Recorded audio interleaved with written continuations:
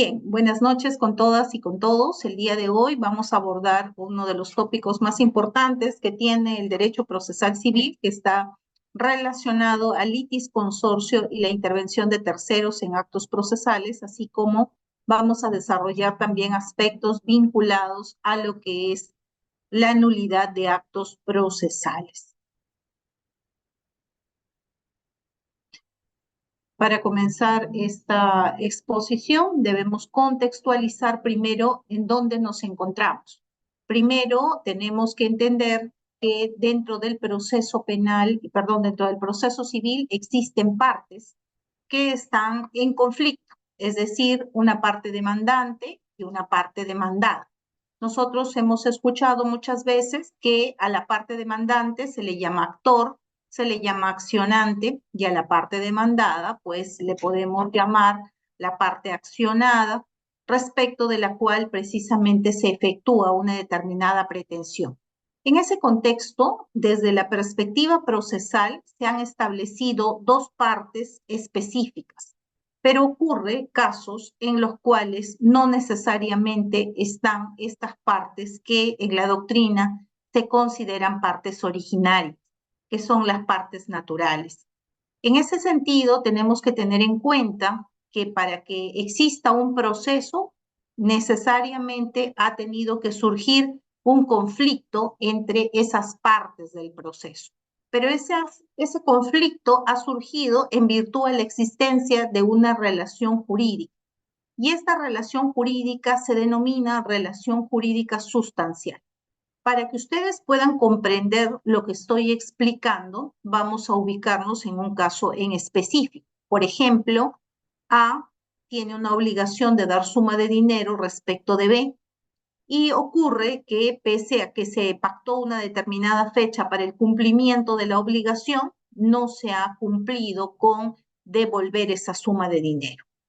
Esas dos partes, A y B, que podrían ser Juan y María o Andrés y Jorge, son partes de una relación jurídica sustantiva, es decir, aquellos que contrajeron una obligación de dar suma de dinero y que ante el incumplimiento que se habría producido por parte de uno de los obligados, es que tienen que solicitar la intervención de un tercero, que es el juez, y por lo tanto llevar esa relación jurídica sustancial a un proceso civil. Desde el momento en que nosotros llevamos esa pretensión ante la intervención de un tercero, que en este caso es el juez, ya nosotros hablamos de una relación jurídica procesal, porque va a ser precisamente el juez el que va a dilucidar si corresponde o no corresponde admitir una demanda, si corresponde o no corresponde declarar a favor de la persona demandante el reconocimiento de un derecho, etc. Entonces, en la lámina ustedes pueden apreciar que desde un punto de vista teórico se tiene que una relación jurídica procesal clásica, unitaria y elemental supone la presencia de dos partes. La parte demandante, que es el actor, el accionante, y la parte demandada, que en este caso es respecto de la cual se va a ejercer precisamente el derecho de acción. En cada parte hay una sola persona, es decir, tenemos a un demandante y en la parte demandada tenemos a un demandado. Esa es una relación jurídica clásica. Y finalmente también nosotros podemos entender que existe una sola pretensión procesal. En el caso que les manifesté, la pretensión únicamente estaba establecida en el hecho de que se tenía que pagar una determinada obligación de dar suma de dinero. Entonces, ¿cuál era la pretensión que tenía A respecto de B? Que se le pague una determinada suma de dinero. Entonces, tenemos una sola pretensión procesal, porque puede también existir multiplicidad de pretensiones. Por ejemplo, cuando nosotros demandamos la resolución de un contrato y adicionalmente demandamos la indemnización por los daños y perjuicios producidos, entonces ya no estamos hablando de una pretensión procesal, sino estamos hablando de una multiplicidad de pretensiones en el proceso. Entonces, cuando nosotros hablemos de una relación jurídica clásica, ustedes lo primero que van a asociar es un demandante y un demandado. Pero cuando nosotros veamos una multiplicidad de demandantes y una multiplicidad de demandados, ya no estaremos ante una relación jurídica procesal clásica. Sin embargo, la teoría no coincide con la realidad muchas veces. Una relación procesal simplificada como la que les he manifestado, pues es ahora, se podría decir, mucho más infrecuente que lo que ha podido ocurrir hace años. Anteriormente nosotros estábamos acostumbrados a tener en las pretensiones una sola pretensión o tener en esa relación jurídica procesal clásica a un demandante y a un demandado. En la actualidad, debido a una serie de determinados factores que están vinculados a la celeridad en el proceso, que están vinculadas a la economía procesal, pues estas relaciones jurídicas procesales clásicas se han visto disminuidas exponencialmente. Y ahora vemos intervención de terceros, vemos litis consortes, que son personas que van a coadyuvar a una de las partes, ya sea demandantes o demandados, como lo vamos a explicar más adelante. Entonces, en esta relación simplificada que nosotros hemos detallado, vamos a apreciar esas relaciones jurídicas en las que se van a evidenciar precisamente la existencia de partes.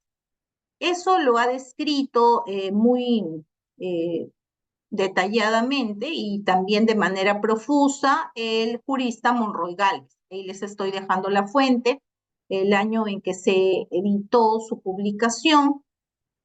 Asimismo, debemos tener en cuenta qué entendemos por el litisconsorcio, ¿no? Cuando nosotros hemos hecho mención a la existencia de esa relación jurídica procesal clásica, estamos hablando de lo convencional, pero cuando ya nosotros hablamos de la intervención de más partes como demandantes o como demandados, ya hacemos uso de lo que se denomina el litisconsorcio. Entonces, ¿qué es el litisconsorcio? El litisconsorcio supone la presencia de varias personas como partes que por obligaciones o por intereses comunes están unidas en una determinada posición y piden al órgano jurisdiccional un pronunciamiento de una decisión lógica y jurídicamente única. Entonces, este litisconsorcio está relacionado a ese conjunto de personas que están en una misma posición y que denotan pues una complejidad en ese proceso. Sobre el particular también tenemos que en la doctrina Carneluti se ha pronunciado respecto al litisconsorcio y ha señalado que el sujeto jurídico, cuando en vez de ser una sola persona, lo constituyen una organización de personas que pueden ser socios de una determinada sociedad actuando entre ellos o como un tercero, darían lugar a una parte procesal única pero compleja. Esto ha sido reproducido por la doctora Ledesma Narváez, quien desarrolla también aspectos vinculados al litisconsorcio, recogiendo lo que en su momento Carneluti desarrolló en torno a esto. Entonces, cuando ustedes adviertan la presencia de varias personas como partes, lo primero que ustedes van a asociar es a la figura de litisconsorcio. ¿Y por qué se unen estas varias personas, tanto como partes, como demandantes o como demandados? Porque hay obligaciones, hay derechos o hay intereses comunes que los tiene unidos y que en esa posición en la que están necesitan que el órgano jurisdiccional emita una decisión que sea única y que beneficie esos intereses. Adicionalmente a ello, debemos señalar que cuando nosotros advertimos en la praxis judicial la existencia de litisconsorcio, tenemos que identificar cuándo nos encontramos ante cada tipo de litisconsorcio que ha sido desarrollado ampliamente. Por ejemplo, en la lámina les estoy colocando cómo son las formas de litisconsorcio que ustedes podrían advertir y que les permitiría identificar cuándo se encuentran ante un litisconsorcio. En la práctica judicial, la regla no es que una persona demande solo una pretensión a otra, sino por el contrario. que varias personas demanden una o varias pretensiones a otra. Es decir, usted puede ver demandantes versus un demandado. Pero también se puede dar el caso que una persona demande una o varias pretensiones a otras. Puede haber un demandante contra varios demandados.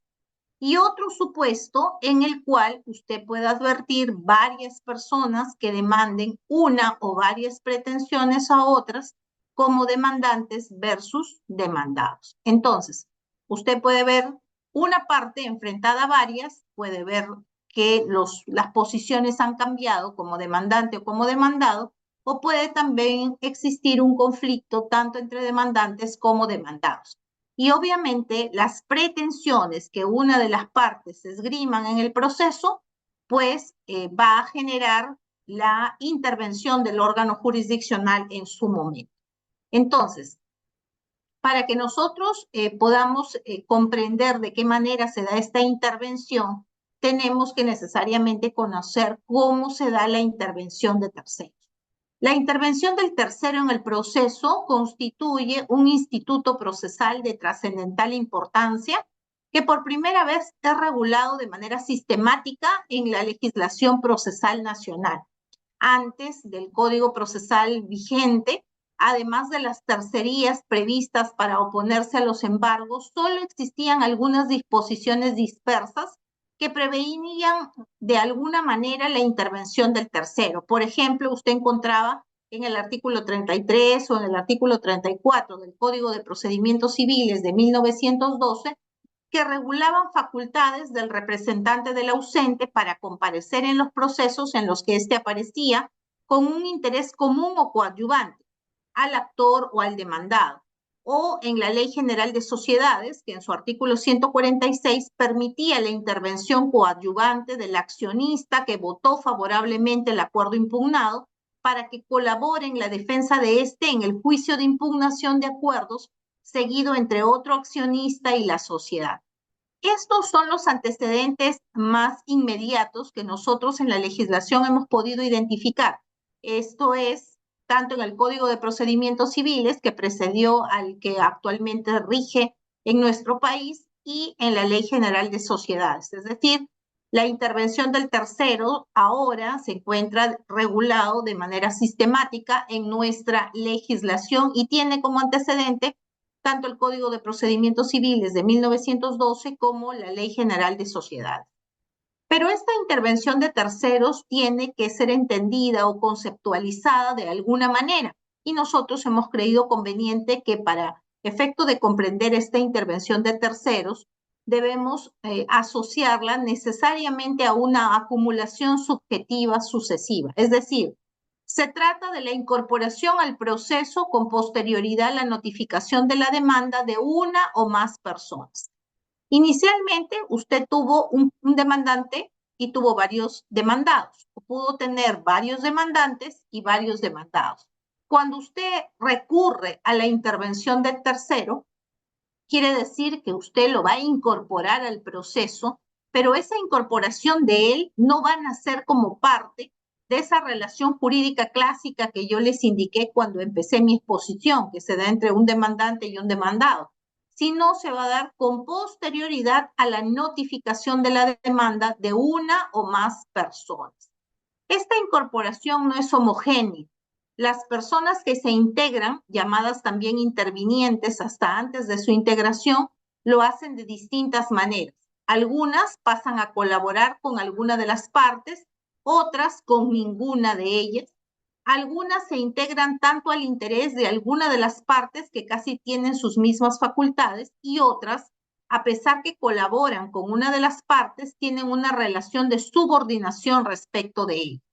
Para poder comprender lo que estoy manifestando, es necesario tener en cuenta que en la intervención del tercero, la parte que va a incorporarse al proceso va a señalar a quién debo yo contribuir para que el éxito de esa parte me beneficie a mí en el proceso.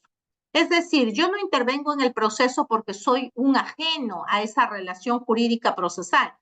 es una parte que va a resultar o afectada o beneficiada dependiendo de la intervención que adopte en el proceso. Entonces, cuando nosotros entendemos que la intervención del tercero está regulada en nuestra legislación porque puede servir para beneficiar a alguna de las partes, porque si no ingresaría al proceso podría resultar perjudicado, entonces comprendemos de que en efecto la intervención de terceros sí es está correctamente regulada en nuestra legislación, dado que, de acuerdo a las pretensiones que esgrimen las partes, es necesario que se dé esta colaboración en el proceso. Ahora, ¿cuántas clases de intervención existen? Y ahí viene la necesidad de tomar un poquito de atención en este tema, que resulta siendo un poco denso, pero que no es lo complejo que pareciera, ¿no? En nuestra legislación existen varias clases de intervención y tenemos la intervención coadyuvante. ¿En dónde está regulada esta intervención coadyuvante? En el artículo 97 del Código Procesal Civil. ¿Qué dice respecto de la intervención coadyuvante? El código señala que el coadyuvante constituye un sujeto ajeno al proceso que pretende su incorporación para colaborar con la victoria de una de las partes. Recuerden ustedes que cuando les hablé de la intervención, señalaba que la parte se incorpora al proceso con la finalidad de favorecer a los que ya forman parte de esta relación jurídica clásica, es decir, o demandante o demandado. Entonces, el coadyuvante, como su mismo nombre lo dice, ustedes habrán podido escuchar, ¿no? Tiene que coadyuvar con la participación de sus testigos cuando hablamos del proceso penal, ¿no? ¿Qué quiere decir coadyuvar? Contribuir, ayudar. Entonces, este coadyuvante constituye un sujeto ajeno al proceso que pretende su incorporación para colaborar con la victoria de una de las partes. ¿Cuál es el presupuesto necesario para que yo lo incorpore a este proceso? Que tenga un interés, pero ese interés tiene que ser tangencial, de no sufrir los efectos reflejos de la sentencia que se dicte, debido a que la derrota procesal de una de las partes le puede generar un perjuicio jurídico. Es decir, nosotros para intervenir como un tercero coadyuvante en el proceso, lo que tenemos que advertir es precisamente que su incorporación va a contribuir a una de las partes para que logre su victoria, ¿no? Es decir, el coadyuvante es aquel sujeto a quien la resolución de una controversia jurídica entre dos partes puede afectarle negativamente si la parte demandada, que es su deudora, es vencida en un juicio. Entonces, por esa razón él interviene, porque sabe que los efectos pueden generarle a él un perjuicio y le pueden afectar negativamente. Un ejemplo que he recogido de la información que se tiene del profesor Monroy Gálvez es, por ejemplo, el caso de Francisco. Francisco es un acreedor de Jorge, ¿no? Entendemos que Jorge es un deudor. Este ha sido demandado por Patricio respecto de la propiedad de un inmueble que siempre se consideró de propiedad de Jorge.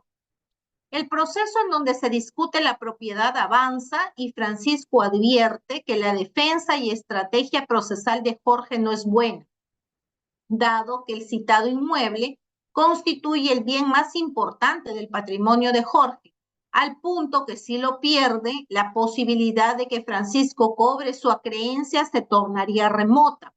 En consecuencia, lo que hace Francisco es intervenir en el proceso sobre reivindicación para colaborar con la posición defendida por Jorge.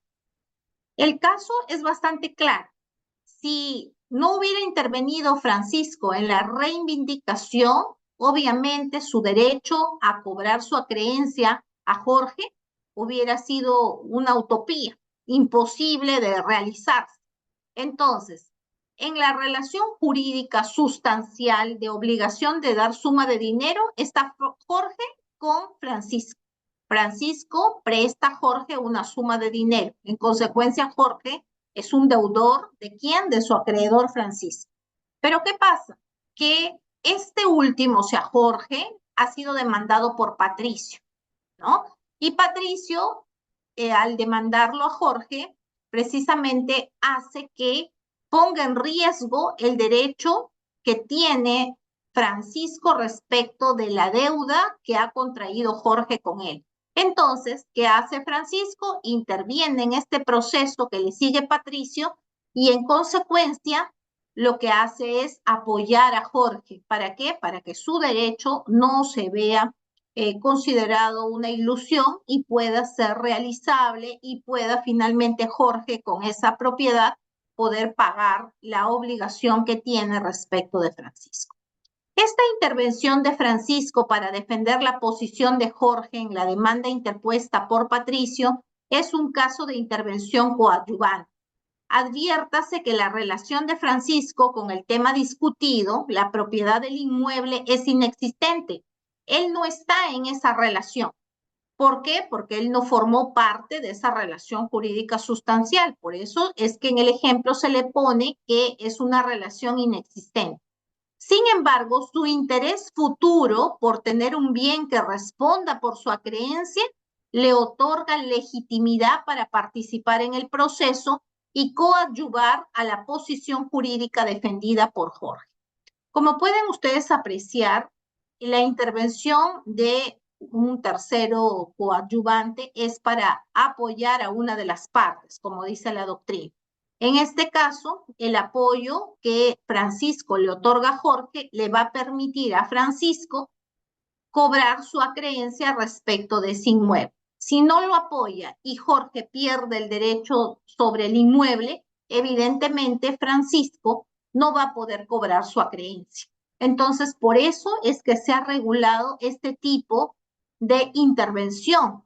¿Por qué? Porque la finalidad que se persigue es que las partes vean garantizados, ¿no?, la posibilidad de cobrar sus obligaciones y que no se vean afectados como consecuencia de este tipo de pretensiones que se puedan presentar como parte de la casuística, ¿no? Adicionalmente a ello tenemos la intervención litis consorcial. Solo para establecer una diferencia con la coadyuvante que les he explicado hace unos momentos, diremos que estamos ante un interviniente a quien la decisión a recaer en el proceso le va a afectar directamente. Es decir, que el amparo o desamparo de la pretensión va a producir una modificación en su universo patrimonial o moral. Así lo define Monroy Galvez. Si ustedes se fijan en el anterior caso, en la intervención coadyuvante, directamente no le afecta a Francisco lo que le pueda pasar a Jorge. Directamente no, porque él no está en la discusión respecto del derecho de propiedad. Pero indirectamente sí le puede causar perjuicio. ¿Por qué? Porque si pierde el bien, no va a poder cobrar su acreencia. En cambio, en la intervención litisconsorcial sí hay una relación directa, porque lo que se decida, en este caso, sí le va a afectar directamente a este interviniente. Entonces, por eso es que es necesario que se tenga en cuenta que en este tipo de litis consorte surge como cuando una pretensión en controversia va a afectar a personas legitimadas que no han intervenido en su discusión a través del proceso judicial. Lo importante para este tipo de litisconsorcio es que exista una relación material que la ley regule, dando a varios sujetos legitimidad para intervenir en determinados eventos que se refieran a esta relación material. Esto es, la ley permite que se entable la relación jurídica procesal válida sin que en ella participen todos los titulares, pero lo resuelto los obliga a todos. ¿Cuál sería una forma de ejemplificar esta relación litis consorcial? Tenemos, por ejemplo, un ejemplo interesante que plantea la doctrina al tratar este litisconsorcio es la referida a las obligaciones indivisibles. Si bien la obligación solo puede estar cumplida o exigida conjuntamente a todos los obligados o acreedores para el cumplimiento, esto es producto de una opción legislativa.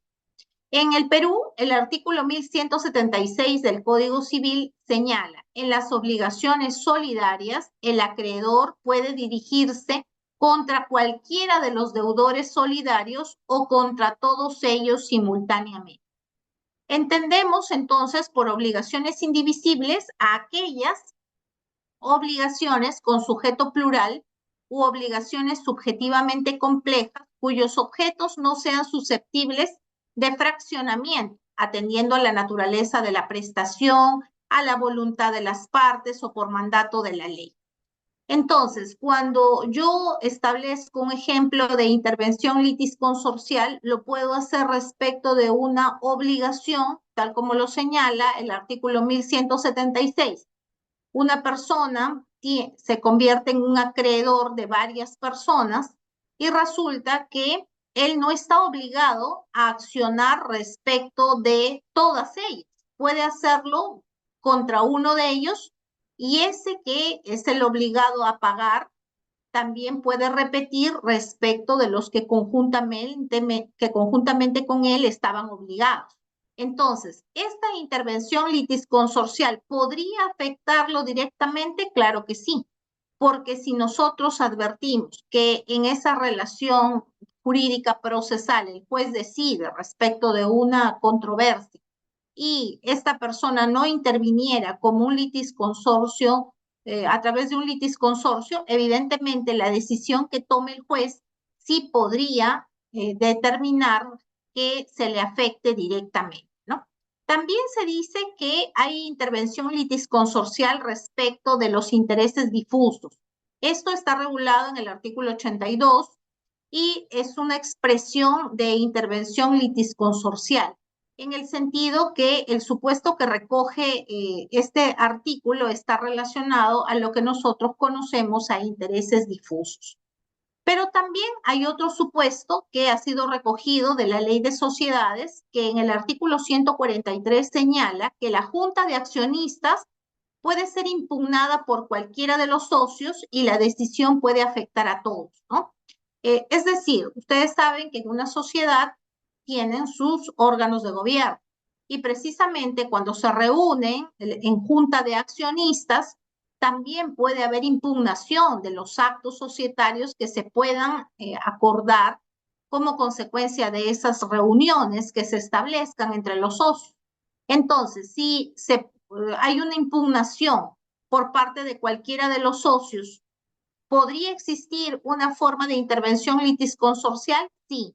¿Por qué? Porque la decisión que se vaya a adoptar respecto de esto puede afectar a los demás socios, ¿no? Entonces también se hace mención a que también podría darse cuenta de un tipo de intervención litisconsorcial, sin perjuicio de que también pudiera presentarse una intervención coadyuvante, porque como ya hemos dicho, el coadyuvante es el que sirve de apoyo a una de las partes porque indirectamente se puede causar un perjuicio si es que no interviniera.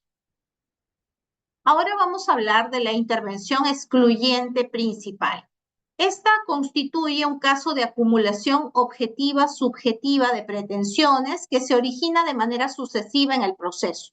En la doctrina también se le conoce como un caso de intervención principal.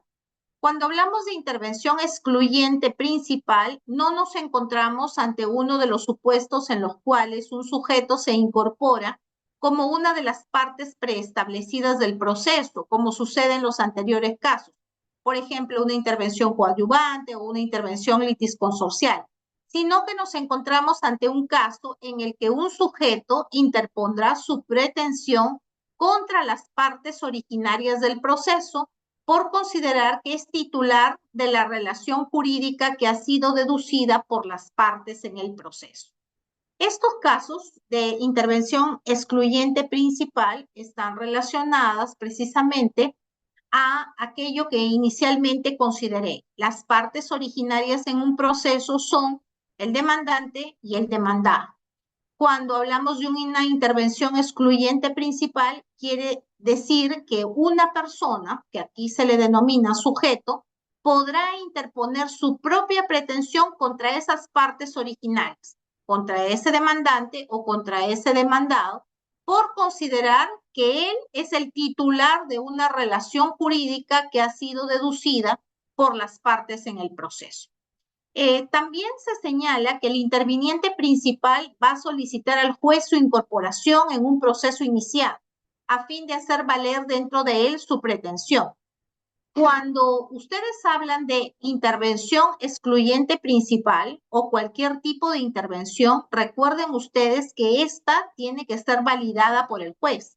No es que yo ingreso al proceso cuando yo quiero o porque yo quiero.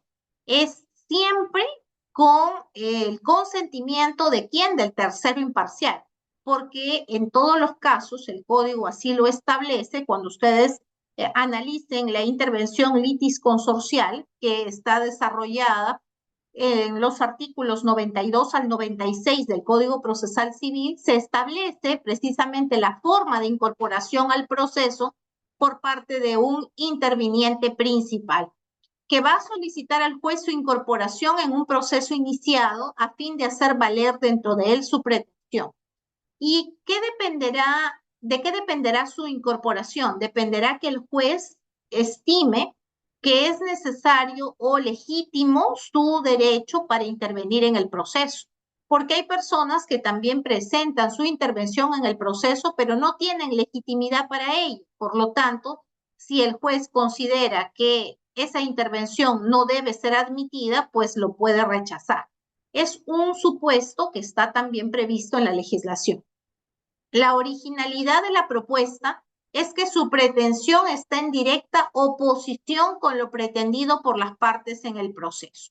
Por eso es que, si ustedes se fijan en la denominación que tiene, intervención excluyente, ¿no? Por eso es que excluye, está en abierta oposición con los sujetos de esta relación jurídica procesal original.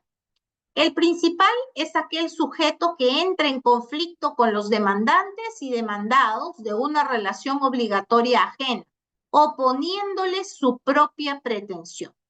Entonces, esta intervención excluyente principal, ¿cómo podemos ejemplificar? El ejemplo es que si frente a una controversia entre A y B, ambos afirman ser propietarios de una casa, pero interviene C, pretendiendo ser a la vez propietario de la misma cosa.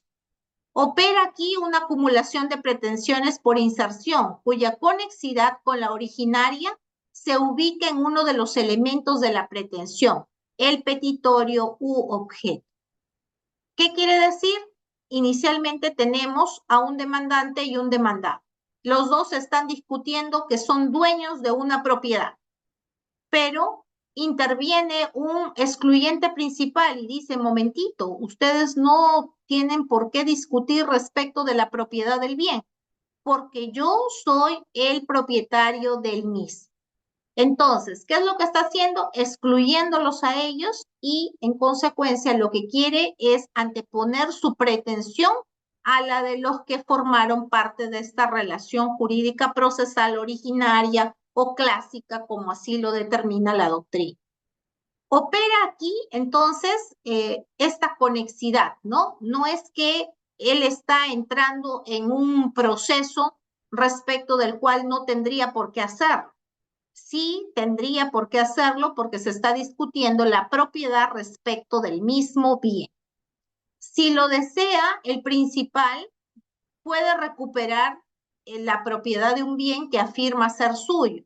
Lo que le corresponde es hacer una acción reivindicatoria, ¿no? Recuerden ustedes que en el derecho de propiedad, al propietario se le ha reconocido una serie de derechos, ¿no? El uso, el disfrute, la posesión, pero también la reivindicación de un bien. Cuando ha sido despojado, él tiene derecho a que se reivindique un bien a su favor.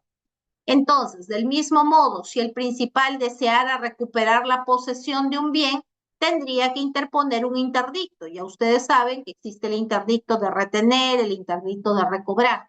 Entonces, esta situación hace que, dependiendo de la posición que uno tenga frente a las pretensiones que se vienen discutiendo en una relación jurídica procesal, es que va a adoptar él una posición. Por eso es que él se llama excluyente principal. También tenemos una intervención excluyente de propiedad o de derecho preferente.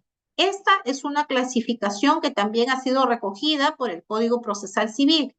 La presente forma de intervención constituye un caso de acumulación objetiva subjetiva de pretensiones, que se origina de manera sucesiva en el proceso. En la doctrina se le conoce como un caso de intervención también principal.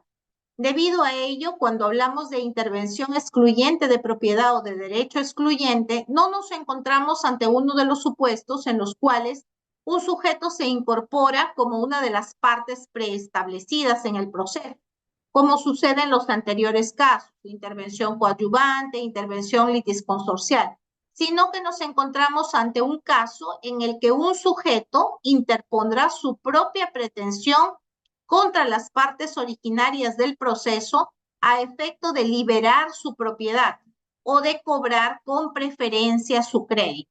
Es decir, en los casos de intervención excluyente de propiedad o de derecho preferente, lo que hace esta parte que ingresa a este proceso es interponer su propia pretensión contra las partes originarias del proceso a fin de que de liberar su propiedad, por eso se llama excluyente de propiedad.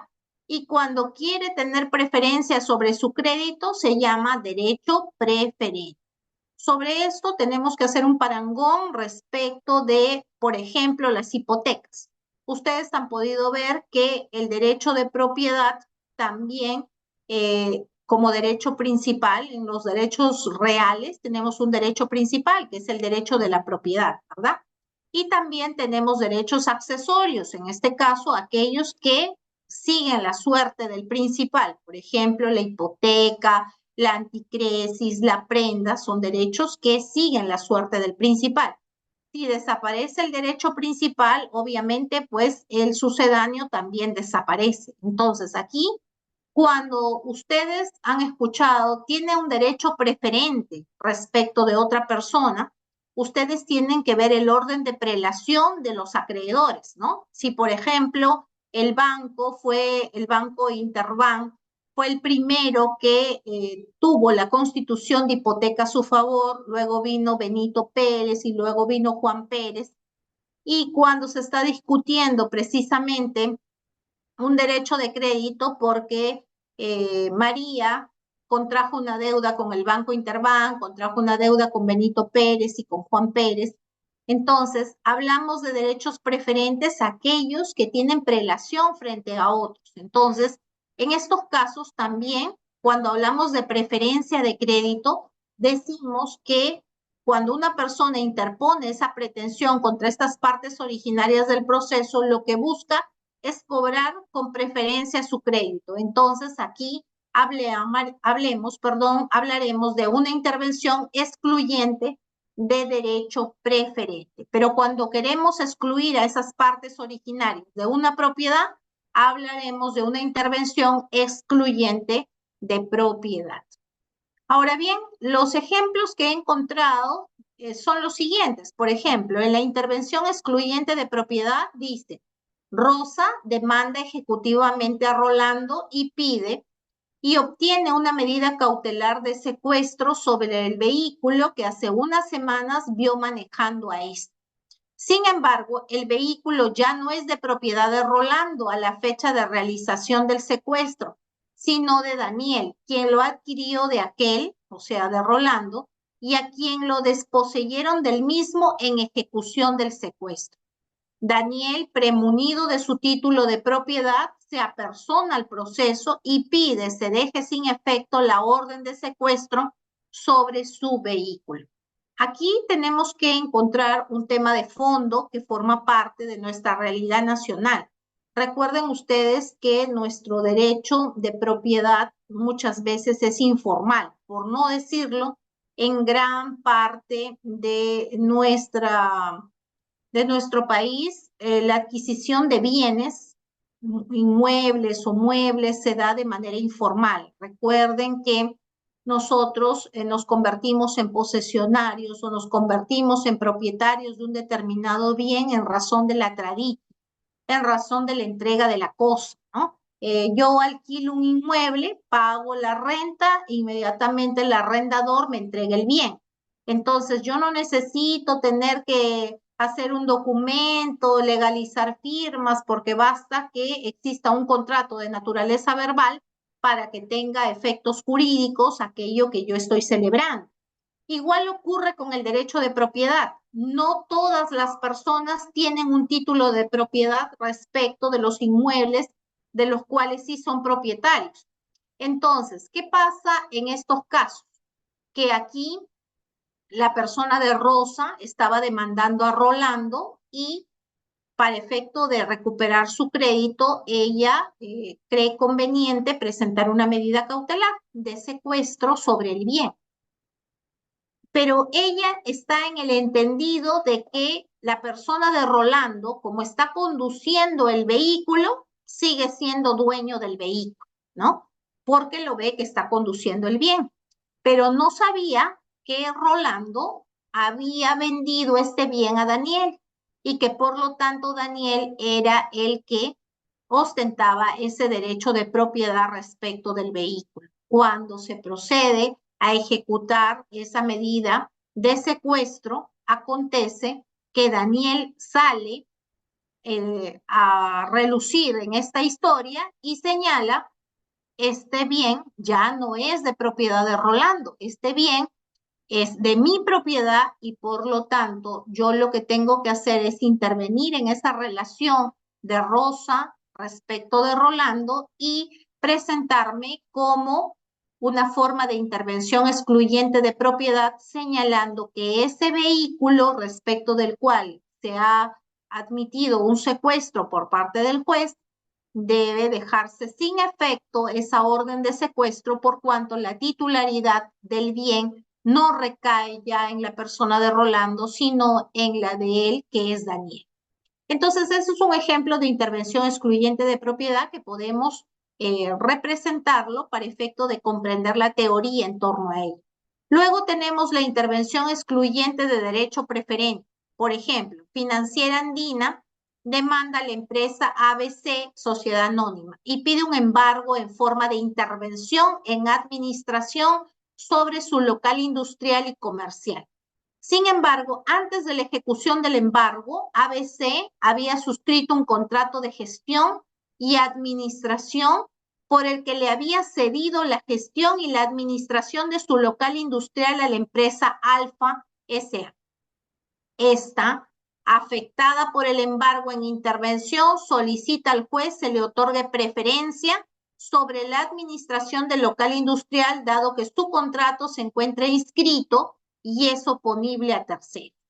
¿Se dan cuenta cómo aquí el hecho de la intervención excluyente de derecho preferente lo que hace es anteponer el derecho de la persona que se erige como el último titular del derecho que está en discusión?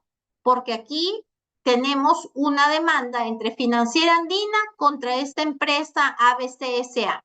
Lo que se desconocía es que ABC había suscrito un contrato ya con otra empresa, que era la empresa Alfa S.A. Entonces, Alfa, al verse afectada con este embargo, ¿a quién le va a pedir su intervención excluyente de derecho preferente? Al juez. ¿Para qué? Para que sea el juez el que le otorgue la preferencia sobre la administración de ese local industrial, ya que tenía un contrato y estaba inscrito y a través del cual se le reconocía ese derecho. Por lo tanto, respecto de esto, también el Código Civil debemos recordar que ha establecido reglas. Cuando tenemos documentos de fecha cierta, tenemos que considerar el documento de fecha más antiguo. Cuando tenemos un documento de fecha cierta, tenemos una escritura pública y está inscrito, obviamente, el ordenamiento jurídico lo que prevalece es la formalidad. Y si se ha cumplido con la formalidad, se ha inscrito y ha generado todos los efectos que tiene un título cuando se inscribe, que es oponible a terceros, evidentemente va a tener preferencia. Entonces, todo ello se tiene que analizar respecto a esta intervención excluyente de derecho preferente. ¿Cómo es que las partes van a intervenir en estos procesos? ¿Acaso las partes ingresan al proceso y presentan un escrito y el juez está obligado a admitirlos? No ocurre así, ¿verdad? El juez tiene que advertir qué cosa, algo que es indispensable en esta relación jurídica procesal, la legitimidad para poder intervenir en el proceso. ¿Esta persona tiene legitimidad para obrar en el proceso o no tiene legitimidad para obrar? Si formó parte de la relación jurídica sustancial, ¿está obligada a formar parte de la relación jurídica procesal? No, no está obligada, porque, por ejemplo, yo formé parte de la relación jurídica sustancial porque contraje una obligación con Pedro, pero Pedro perfectamente pudo delegar en Juan la representación para efecto de demandarme en el proceso, porque Pedro no me quería ver la cara en el proceso. Entonces, él dio una representación en otra persona para que se entienda conmigo en el proceso judicial. En consecuencia, nosotros tenemos que determinar para la intervención de un tercero en el proceso si tiene legitimidad o no. En los casos que yo les he presentado el día de hoy, todos ellos tenían una legitimidad, directa o indirecta. Se iban a ver afectados de uno u otro modo. Entonces, por eso es que hablamos de un litisconsorte coadyuvante, por eso hablamos de un litisconsorte excluyente principal, y dependiendo de la afectación que se pueda tener, directa o indirecta, es que el juez va a decidir si lo incorpora o no lo incorpora al proceso. No en todos los casos se puede incorporar al proceso porque el juez tiene que determinar con su expertise si efectivamente esa persona va a resultar perjudicada o no en el proceso, o si su participación es necesaria en el proceso. Por ejemplo, esta persona que hablamos en el caso anteriormente, que favoreció a una de las partes con el propósito de evitar que pierda el bien en este proceso de reivindicación, era obligatorio que él participe, tenía que participar sí o sí en el proceso. Evidentemente, eso estaba a consideración de él. Desde mi óptica, no era obligatorio que él participe, pero sí estaba en la facultad de poder decidir si participaba o no. Por esa razón es que esta parte consideró que era necesaria su participación, porque si su deudor perdía el bien a través de este proceso de reivindicación, evidentemente él no podía satisfacer su acreencia que tenía, ¿no? Entonces, para hablar de estos trámites, de cómo es que se incorpora este tipo de intervenciones en el proceso, el artículo 101 del Código Procesal Civil ha establecido el procedimiento. Indiqué en alguna sesión anterior que la parte sustantiva, es decir, todas las normas que están contenidas en el derecho civil, para que sean ejecutables, para que puedan verse plasmadas en una forma de instrumentalización del propio proceso, requieren para su viabilidad del derecho adjetivo, ¿no? El derecho procesal.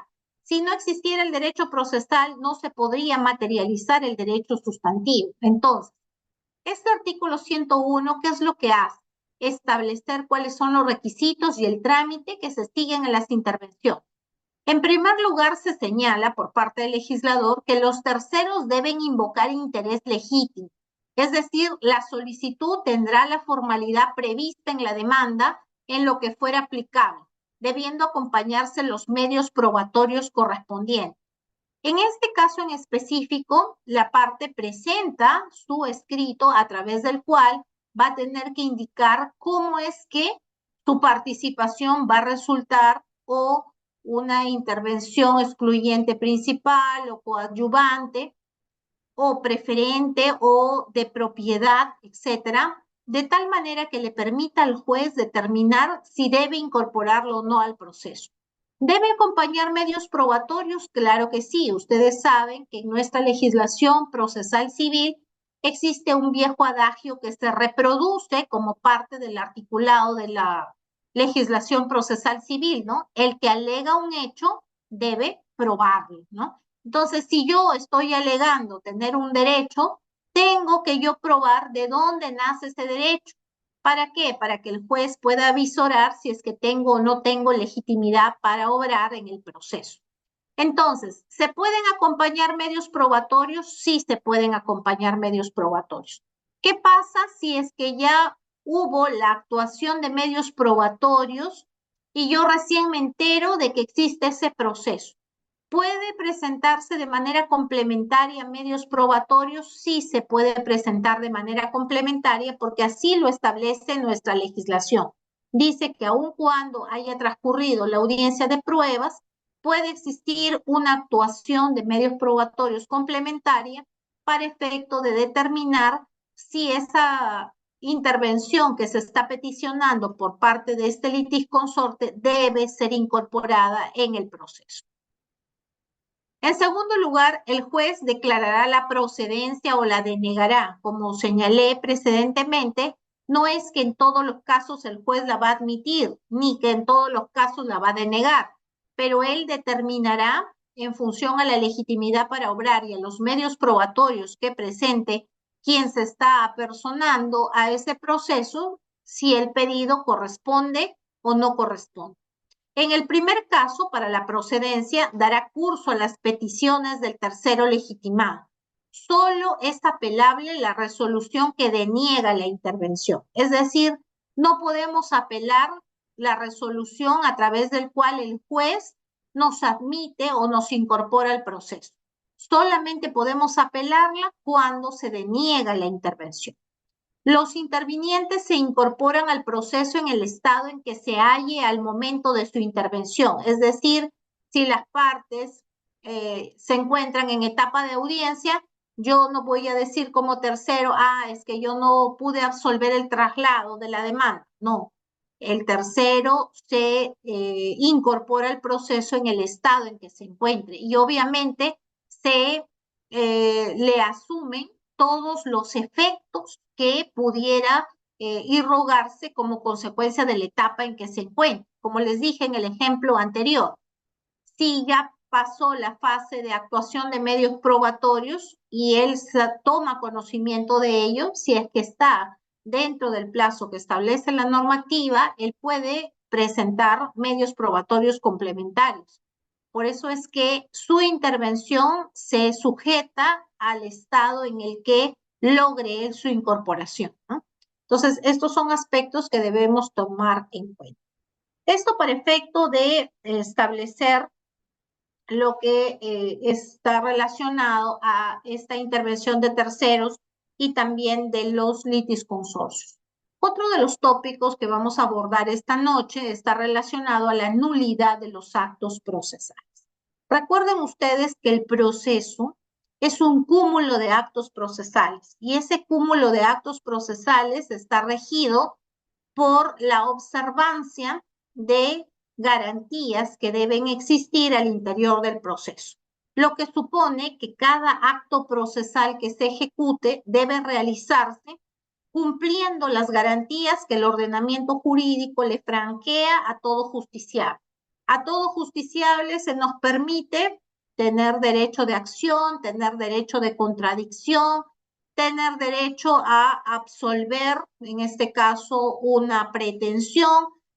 Ese absolver la pretensión que involucra que yo tengo derecho a contestar una demanda, ¿no? O también tengo derecho a reconvenir. Recuerden ustedes que si a mí me demandan, yo también puedo contrademandar. A eso se llama reconvención.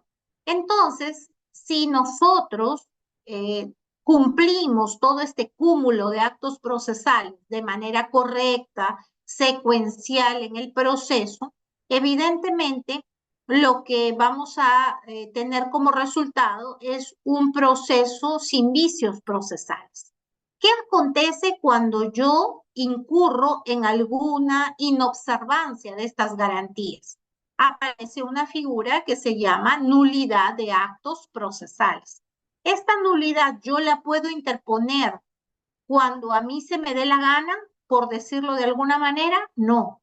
La nulidad de los actos procesales, según nuestra legislación, se interpone en la primera oportunidad que yo advierto ese vicio procesal, de tal manera que pueda, en este caso, efectuarse un saneamiento correcto por parte del juez y evitar que esa afectación vaya a generar indefensión a una de las partes. ¿Qué ocurría en el Código de Procedimientos Civiles de 1912, que es precisamente el antecedente legislativo de nuestro actual Código Procesal Civil? Este Código de Procedimientos Civiles no disponía que el acto procesal, ¿no? Nulo contraviniera el principio de legalidad, lo que sí establece de manera taxativa el Código Procesal Civil.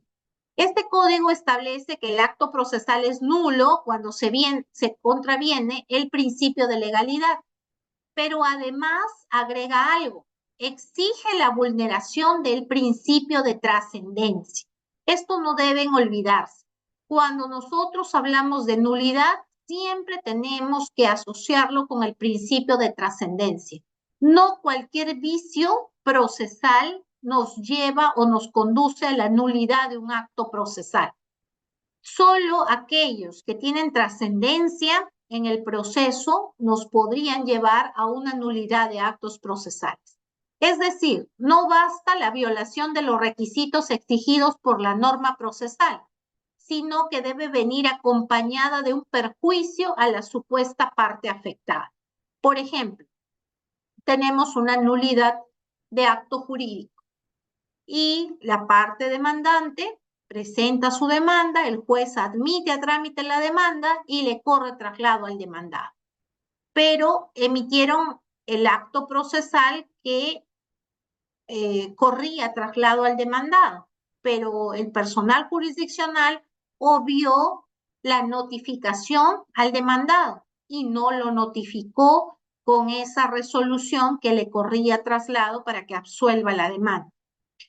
¿Esto constituirá cualquier tipo de vicio? No, es un vicio que le va a afectar a esa parte. ¿Por qué? Porque le niega la posibilidad de poder contestar una demanda. Entonces, cuando el vicio procesal resulta como consecuencia de una afectación a una garantía y esto a su vez se traduce en una afectación a una de las partes del proceso, pues siempre nos va a conducir a una nulidad de actos procesales. En ese sentido, el Código Procesal Civil vigente se acoge al sistema de nulidad procesal finalista, que esto es precisamente siempre recogido para los exámenes que se dan en cualquiera de las instituciones públicas, ¿no? ¿Cuál es el tipo de sistema que está vinculado a la nulidad de actos procesales? El sistema de nulidad procesal finalista, que se caracteriza por la flexibilización del cumplimiento de las formalidades exigidas por la ley, siempre que se haya cumplido con la finalidad del acto. ¿Qué tenemos que considerar en este aspecto? Que todo acto procesal cumple una finalidad. Si yo admito a trámite una demanda, ¿cuál es la finalidad de ese acto procesal? Que la parte demandada tome conocimiento de la demanda. Si yo dicto un acto procesal convocando una audiencia de saneamiento o de actuación de medios probatorios o de conciliación o de actuación de pruebas, ¿cuál es la finalidad de ese acto procesal? Primero, que la parte tome conocimiento que se va a realizar la audiencia de conciliación, la audiencia de saneamiento, la audiencia de actuación probatoria. Si no se cumple la finalidad, obviamente, la consecuencia, ¿cuál va a ser? Un perjuicio a la otra parte porque no va a acudir a la conciliación, no va a acudir a la actuación de medios probatorios y en consecuencia no se va a poder actuar medios probatorios que resultarían importantes para el éxito de un proceso. Siempre tienen que tener en cuenta ustedes que los dos momentos más importantes en un proceso civil están definidos por la presentación de la demanda y por la contestación de la demanda. Si usted hace una mala demanda, una deficiente demanda, ¿cuál es el resultado? Que usted va a perder el proceso civil porque hizo mal su demanda. Si usted contesta mal la demanda, ¿cuál es el resultado? Que va a ganar la otra parte porque usted no pudo contradecir adecuadamente la demanda, ¿no? Tenemos los casos, por ejemplo, en los cuales demandan obligación de dar suma de dinero y el abogado, lejos de invocar en la contradicción de la demanda, por ejemplo, las causales que están establecidas para contradecir una demanda de obligación de dar suma de dinero relacionadas a la inexigibilidad de la obligación o relacionadas a la extinción de la obligación porque ya se pagó la misma, hace que al contradecir la demanda y hacerlo mal, pues se declare fundada una demanda por obligación de dar suma de dinero. Porque recuerden ustedes que el que alega un hecho debe probarlo. Y si no acompaña los medios probatorios que escolten lo que efectivamente está indicando la parte que demanda o la parte que contesta la demanda, evidentemente el resultado va a ser negativo. Por eso son elementos cruciales tanto el momento en que se presenta la demanda como el momento en que se contesta la demanda, ¿no? Igual acontece en el proceso penal. Si una persona no ejerce su derecho de defensa desde los actos iniciales, pues va a tener un perjuicio. En consecuencia, un acto procesal será declarado nulo por el juzgador cuando no concurran los requisitos formales para su constitución y eficacia. Es decir, cuando se carezca de los elementos estructurales del acto, ¿no? Así, el acto procesal cuestionado carecerá de efectos jurídicos por no reunir los requisitos regulados en la norma procesal para producir las consecuencias jurídicas.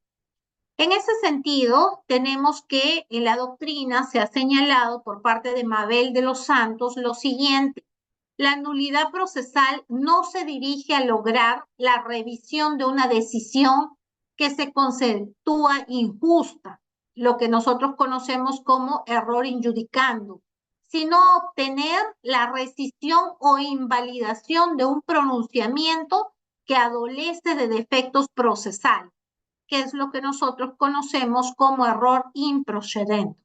Agrega que las nulidades procesales carecen de un fin en sí misma y su declaración comporta en definitiva una vía indirecta para asegurar la justicia del caso. En consecuencia, si nosotros tenemos que para alegar una nulidad procesal debemos advertir un vicio en el propio desenvolvimiento del proceso, pues estaremos haciendo referencia a los defectos formales. Pero si nosotros estamos yendo más allá de eso, a una afectación que podría comportar para nosotros un elemento importante o estructural del acto que se encuentra viciado, pues eso va a determinar que nos encontremos ante nulidades absolutas o nos encontremos ante nulidades relativas. Recuerden ustedes que cuando un acto está viciado, pero ha cumplido con posterioridad su finalidad, nosotros lo llamamos convalidación. Por ejemplo, se presenta una demanda entre María y Pedro. María demanda los alimentos a Pedro. Resulta que cuando se practica la notificación se hace de manera incorrecta. Sin embargo, pese a que la indicación del notificador o conocido como asistente de comunicaciones del Poder Judicial realiza el emplazamiento y pone una característica inadecuada del inmueble o no practica el acto consignando que se dejó bajo puerta y las características del mismo. Sin embargo, aparece el demandado dentro del plazo legal y contesta la demanda. ¿Se ha cumplido la finalidad del acto o no se ha cumplido? sí se ha cumplido la finalidad porque el demandado tomó conocimiento de la demanda, por eso contestó la demanda. ¿Yo podría invocar nulidad del acto procesal? No, porque la finalidad sí se cumplió. El demandado tomó conocimiento. El notificador arrojó el documento en el inmueble y aun cuando no consignó adecuadamente las características físicas que siempre se requieren para poder identificar el inmueble, este sí tomó conocimiento. Distinto es cuando usted practica el acto de notificación en un bien y usted no identifica a dónde realizó el acto procesal. Por ejemplo, cuando se vive en un condominio y son 50 familias las que viven en el condominio y usted como notificador no tiene la indicación del medidor, el número del departamento y sin embargo, ¿qué hace? Deja la notificación en las afueras de ese condominio. ¿Podemos decir que se ha cumplido la finalidad del acto de notificación? No. ¿Por qué? Porque son 50 familias las que viven ahí. ¿Podemos asegurar que con certeza la persona tomó conocimiento de lo que se estaba notificando? Más aún cuando usted ve en la secuencia de actos procesales que el notificador consigna en las diversas notificaciones distintos suministros. Por ejemplo, en una le pone el suministro 105, en la otra el 108, en la otra el 128. Entonces, ¿puede una persona vivir en varios inmuebles al mismo tiempo dentro de un condominio? Esas situaciones son las que analizamos como abogados y podemos argumentar para declarar la nulidad de un acto procesal, ¿no? Porque evidentemente una persona vive en un inmueble, si es dentro de un condominio, y tiene un suministro de energía eléctrica, a menos que dentro de ese inmueble exista más de un suministro y se consignen pues todos los que podría tener ese inmueble. Entonces, para poder establecer las nulidades de los actos procesales, tenemos que considerar si es que cumplieron su finalidad, no podrían ser invocadas porque ahí aparece la figura de la convalidación, ¿no? Pero vamos a ponernos en el supuesto de una nulidad absoluta. ¿Cuándo nosotros conceptualizamos una nulidad absoluta? Cuando el acto procesal carece de un requisito esencial que le impide su formación, por ejemplo, actos con formalidad imperativa, es decir, cuando afectan los elementos estructurales de la relación jurídica procesal.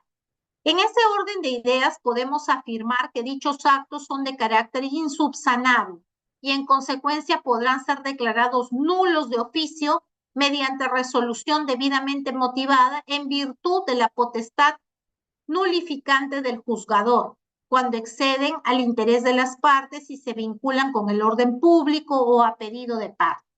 Yo quisiera que ustedes revisen su artículo 122 del Código Procesal Civil.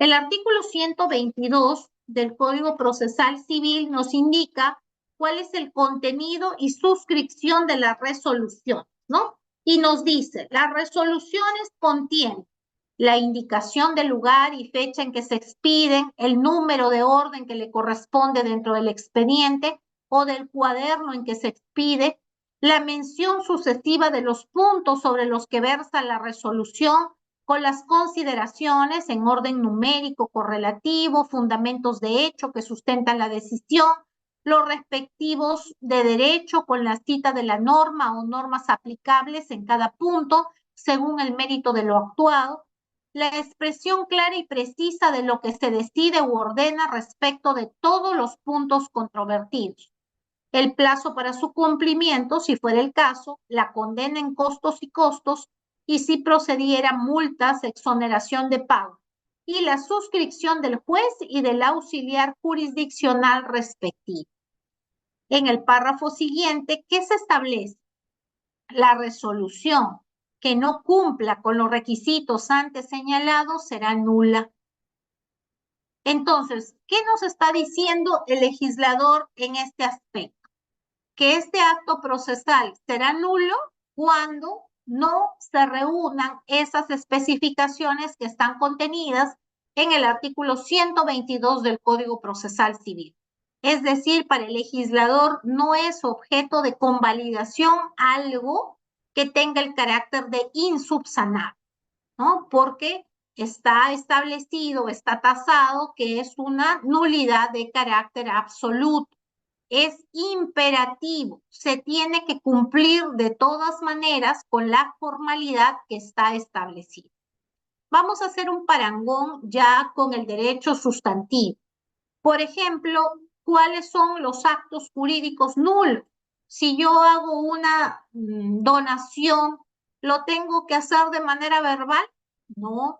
La declaración, en este caso de la forma como se otorga una donación bajo sanción de nulidad, tiene que hacerse a través de una escritura pública, ¿no? La donación se hace a través de escritura pública. ¿Yo podría constituir hipoteca de manera verbal? No, porque la norma establece bajo sanción de nulidad que la hipoteca debe ser efectuada a través de una escritura pública correspondiente. En consecuencia, pues nosotros tenemos que determinar cuándo nos encontramos a nulidades respecto de actos jurídicos que se pueden desarrollar y que el legislador de manera imperativa nos ha dicho cómo se tienen que hacer esos actos jurídicos para que tengan la validez que se requiere para efecto de su oponibilidad a tercero. Y también esto lo ha hecho en el ámbito procesal cuando nos dice cuando un acto procesal es nulo de manera imperativa. Esta declaración de nulidad absoluta, yo lo podría hacer como juez de oficio, claro que lo podría hacer de oficio. Cuando yo advierto que ese vicio es insubsanable, aun cuando las partes no lo hayan invocado, yo puedo declarar de oficio con una resolución debidamente motivada en que se está sentando el argumento respecto a esta nulidad de carácter absoluto. Al respecto, también Ana María Arrarte señala que el juez solo podrá deducir la nulidad de oficio respecto de las nulidades expresas o implícitas por defectos que tengan la calidad de insubsanable. Asimismo, agrega que la mayoría de las nulidades pueden ser convalidadas por las partes si no son deducidas en su momento, ¿no? Lo que les hablaba de la convalidación de estos actos procesales que surgieron viciados, pero que por actuación de las mismas partes fueron convalidados. Por su lado, Ángela Ledesma también nos habla de la nulidad declarada de oficio. Se tiene en cuenta el interés social de la legalidad del proceso y en la declaración a petición de parte del objeto, el cual se ciñe al interés particular, ¿no? Entonces, ¿qué es lo que buscamos en el proceso? Buscamos que el proceso discurra dentro de los cánones de la legalidad que establece todo aquello que el legislador nos ha indicado en estas normas adjetivas. Si el legislador nos ha indicado que toda demanda se notifica al demandado y que el demandado tiene un plazo para absolver y sin embargo no se establece en la resolución judicial un plazo, ¿está generando o no está generando una afectación a la parte demandada? Claro que se está generando. Hay algunos jueces que obvian precisamente señalar el plazo que tendría la parte demandada para absolver el traslado. Entonces yo no puedo decir, no, es que ese justiciable tiene que saber pues que la demanda se contesta en 5 días o se contesta en 10 días o se contesta en 30 días, dependiendo del tipo de proceso en el que nos encontremos. Si estamos ante un proceso de conocimiento abreviado o sumarísimo, ¿no? Entonces, ello no puede suponerse o representarse por parte del juez.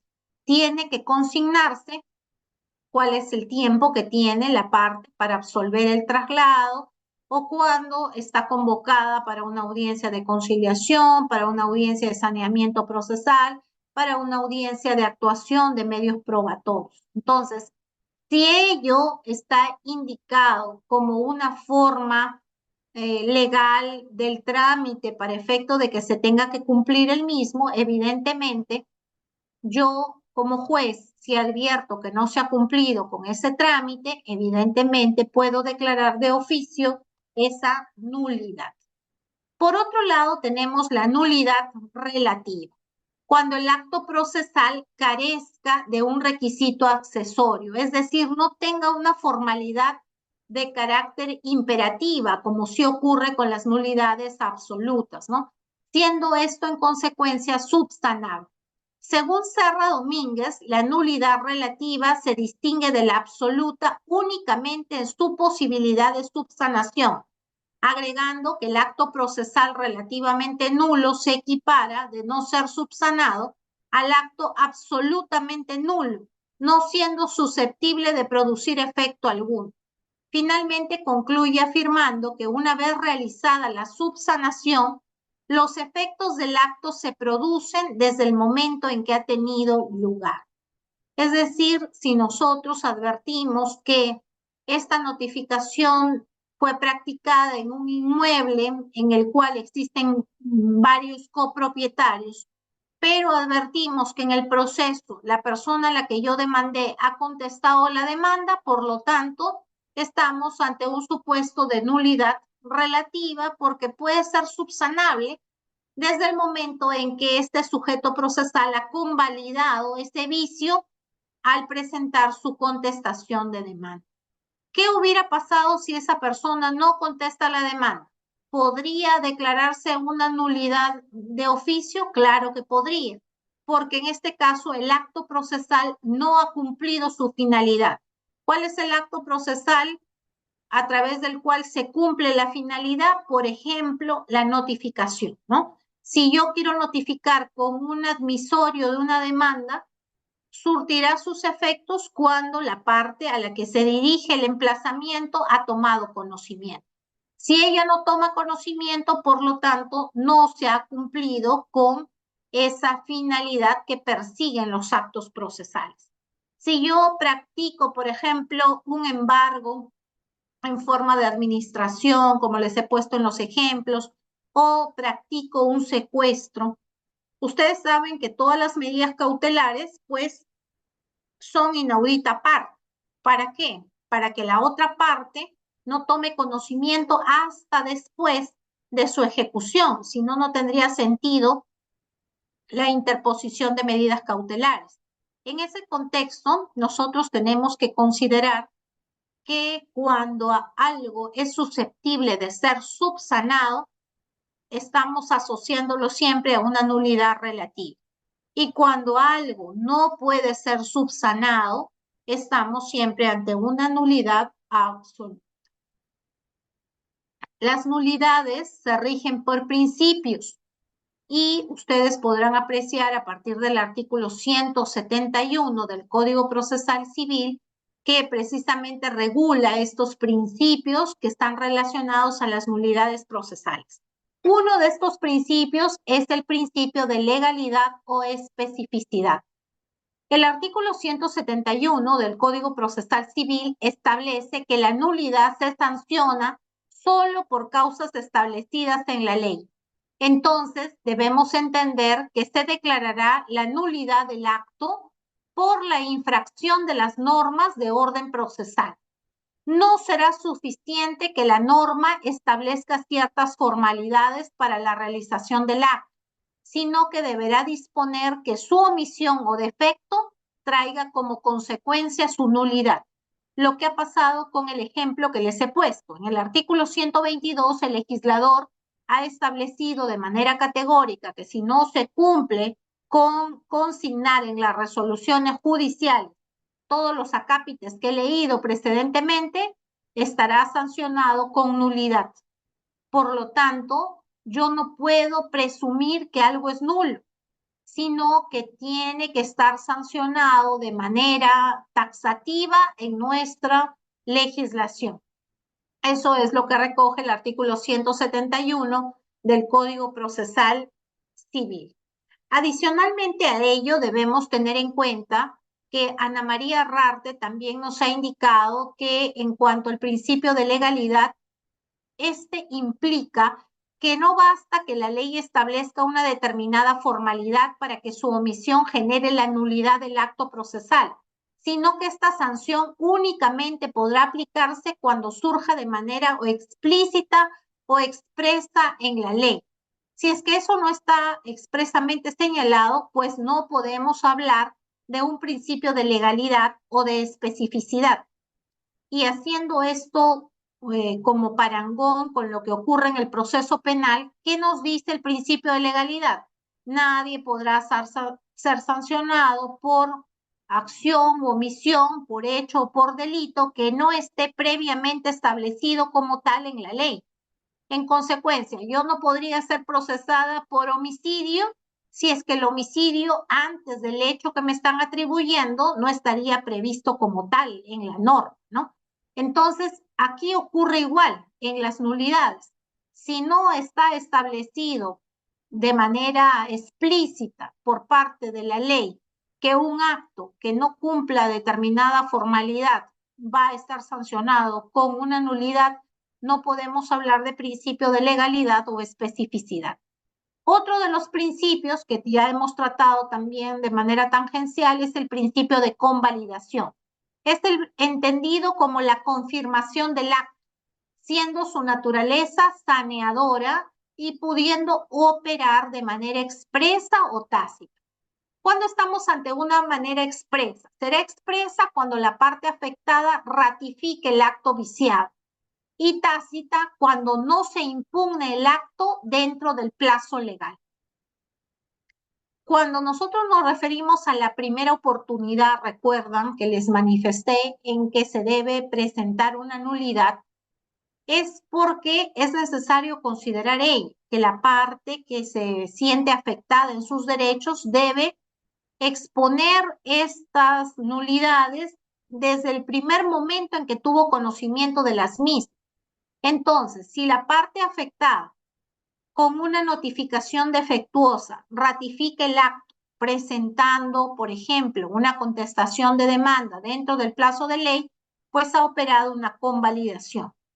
Pero también pueden haber casos en donde no se impugna dentro del plazo legal que se ha establecido por parte del legislador para efecto de poder deducir una nulidad, ¿no? Entonces, si yo he dejado pasar tiempo desde que el acto procesal se encontró viciado, yo no podría decir, entonces aquí puede operar la convalidación. No ocurre. Por ello, se ha concluido que la nulidad de un acto procesal requerirá como presupuesto previo que el vicio no se encuentre consentido. Es decir, que no haya operado esta convalidación a la que he hecho mención y que este haya sido de carácter subsanable, ¿no? Para que yo convalide es porque algo es subsanable. Yo no puedo subsanar algo que no se puede hacer porque la ley lo prohíbe de manera taxativa. Luego tenemos el principio de subsanación. Este principio se refiere a que no habrá nulidad si la subsanación del vicio no ha de influir en el sentido de la resolución o en las consecuencias del acto procesal. A decir de Giuseppe Vera, la subsanación de la nulidad procesal no es necesaria cuando el vicio que contiene el acto procesal no es lo suficientemente relevante como para generar la nulidad. Esto a pesar de no haberse subsanado. Entonces, cuando hablamos del principio de subsanación, ¿qué es lo primero que tenemos que considerar? Que este vicio no va a influir en el sentido de la resolución o en las consecuencias del acto procesal. Entonces, por eso el legislador, cuando regula los principios que están relacionados a la nulidad, también hace mención a esto, ¿no? De que si es algo subsanable, entonces no podríamos invocar, en este caso, una nulidad, porque recuerden ustedes que los actos subsanables están asociados con estas nulidades relativas. Tenemos también el principio de protección. Este principio se encuentra vinculado con lo que en la doctrina se le conoce como la teoría de los actos propios. ¿Qué implica esto? Que quien denuncia la nulidad no puede ser quien haya originado el acto nulo. Es decir, si yo propicio la nulidad, yo mismo no voy a invocar la nulidad de un acto procesal. El impugnante no puede ser quien tenga la culpa del vicio, ¿no? Para efecto de comprender este principio de protección, lo que se busca es que el perjuicio de ese acto procesal que se tenga que realizar no tenga que partir de quien lo esté invocando, sino más bien de que el que lo invoca sea el perjudicado con este acto procesal.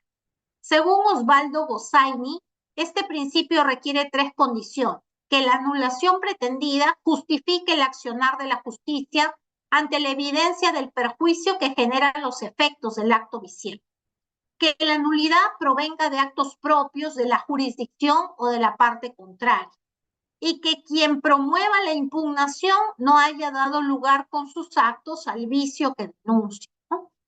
Entonces, si esta persona ha consignado, por ejemplo, en su DNI una dirección que no se corresponde con el inmueble en donde se tienen que notificar los actos procesales, la declaración del domicilio del deudor le corresponde a este último señalar a dónde queda su domicilio. Pero si cuando se le notifica no se ha dejado la notificación en el espacio físico que éste ocupa, sino en un lugar contiguo, pero que forma parte de la misma estructura, entonces lo que se tiene que determinar es si efectivamente esta persona tuvo la posibilidad de conocer de ese acto procesal que se le estaba comunicando. Pero si esa persona ya no estaba en ese inmueble, no había forma como ella pudiera tomar conocimiento de ello, evidentemente no podríamos darlo como un acto válido. Por lo tanto, aquí lo que se busca es perfectamente dar una protección respecto a este tipo de actos que no deben provenir de la parte que esté invocando la nulidad. Luego tenemos el principio de causalidad o de independencia. Este principio se dispone de la declaración de nulidad de un acto procesal que solo alcanzará a los actos posteriores que sean dependientes de él, es decir, que carezcan de vinculación o nexo, por ende autónomos del acto viciado. Asimismo, si se invalida parte de un acto procesal, esta invalidez no afecta a las otras que sean independientes de ella, produciendo en consecuencia plenos efectos jurídicos.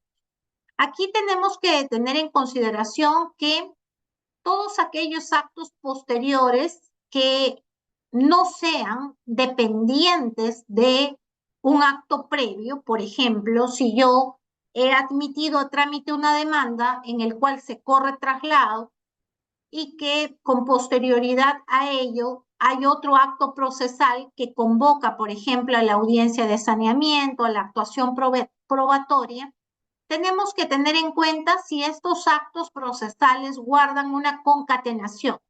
Una persona que no ha sido válidamente notificada para que conteste la demanda, yo podría señalar que no importa ello y que por lo tanto yo le voy a notificar de frente para la audiencia de saneamiento. Debemos considerar que el acto precedente sí guarda relación con el posterior. Si yo no tengo conocimiento de la demanda que se me ha interpuesto, obviamente no voy a conocer los actos procesales posteriores. Por lo tanto, cuando un acto procesal está vinculado uno al otro, si se declara la nulidad de un acto posterior, evidentemente, y estaba concatenado un anterior, va a generar esta causalidad. Pero si los actos procesales viciados son independientes, pues solo surtirán efectos de declaración de nulidad cada uno de esos actos de manera independiente. Ahora tenemos el principio de trascendencia, que es consustancial a las nulidades, porque como les dije inicialmente, no cualquier vicio acarrea nulidad. En el principio de trascendencia tenemos que existe un basamento legal y también un antecedente histórico en donde descansa este principio, y es la máxima pas de nullité sans grief, es decir, no hay nulidad sin agravio. Cuando nosotros hacemos invocación a la nulidad es porque hay un agravio que se ha producido, es decir, sin daño, sin perjuicio. Al respecto, Enrique Vescovi afirma que la violación formal debe trascender a la violación de los derechos de las partes o de una de las partes. Es decir, no solamente nos fijemos en el aspecto formal, sino que vayamos más allá, que con ese acto procesal viciado pudimos haber causado una violación de derechos a las partes. Uno lo puede ver como un simple acto de notificación que no se realizó o no se practicó correctamente, pero ¿cuáles son los alcances de esa notificación que se efectuó? Esta parte se vio limitada en poder absolver el traslado respectivo. Por lo tanto, ¿hay violación a un derecho de una de las partes? Sí, tiene una violación a su derecho de contradecir esa demanda, porque si no le dimos el tiempo para que pueda hacerlo, evidentemente sí se ha violado un derecho. Si no se practicó una notificación correctamente, también le vulneré su derecho a que pueda ejercer la contradicción respecto a la demanda que interpuso ese accionante.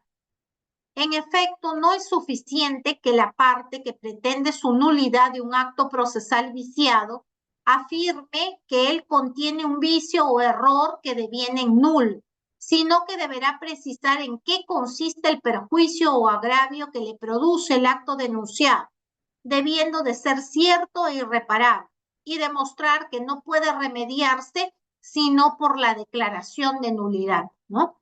Entonces, cuando ustedes presenten un pedido de nulidad ante un órgano jurisdiccional, ustedes primero tienen que fundamentar el agravio, tienen que precisar en qué ha consistido el perjuicio que han sufrido como consecuencia de ese vicio o error que devendría en nulo. ¿Para qué? Para que se pueda demostrar que en efecto eso ha generado un perjuicio y que debe ser remediado con una declaración de nulidad. En puridad, tenemos que tener en cuenta que para que este principio de trascendencia se configure, tienen que haber tres condiciones. La primera condición es la alegación del perjuicio sufrido. La parte perjudicada en la fundamentación de la nulidad debe precisar con claridad cuál es el vicio o el incumplimiento de la formalidad que le causa agravio. Es decir, no es correcta una invocación genérica, como aseverar lacónicamente que se le ha afectado la defensa en juicio y no explicando en qué consiste esa afectación. Tenemos entonces que hacer una alegación del perjuicio sufrido. No se practicó este acto procesal correctamente, lo que trajo como consecuencia que yo no pudiera hacer esto o lo otro. Luego tenemos que tener otra condición en cuenta, la acreditación del perjuicio. Se tiene que demostrar el perjuicio. El perjuicio debe ser cierto, concreto y real, ya que las normas procesales sirven para asegurar la defensa en juicio y no para dilatar los procesos. Aquí tenemos que tener en cuenta que muchas veces las nulidades son invocadas de manera maliciosa, con el propósito de generar mayor dilación en el proceso. Entonces es necesario que nosotros evitemos incurrir en solicitudes de nulidad cuando no podemos acreditar estas tres condiciones: la alegación del perjuicio, la acreditación del perjuicio o el interés jurídico que se intenta subsanar, ¿no? Cuando hablamos de esta acreditación del perjuicio, tenemos que tener en cuenta que en casos excepcionales, cuando nos referimos a las nulidades absolutas, no es necesaria la mención o acreditación del perjuicio, como cuando la nulidad se declara de oficio. El juez verifica la irregularidad y presume la existencia del perjuicio. En una nulidad de oficio, el juez asume ese saneamiento de manera individual, de manera personal. No es que requiere la esencia de las partes. Entonces, también la acreditación del perjuicio se erige como otra de las condiciones. Y finalmente, una tercera condición es el interés jurídico que se intenta subsanar. Implica que la parte que invoca la nulidad debe acreditar por qué quiere que se subsane el acto procesal afectado con la nulidad. El juez necesita conocer el interés porque si se declara fundada la nulidad, el acto procesal que lleva consustancialmente una nulidad será subsanado. La doctrina precisa que el requisito del interés no debe ser extremado, porque llevaría la actitud de negar el derecho a pedir la nulidad, ¿no?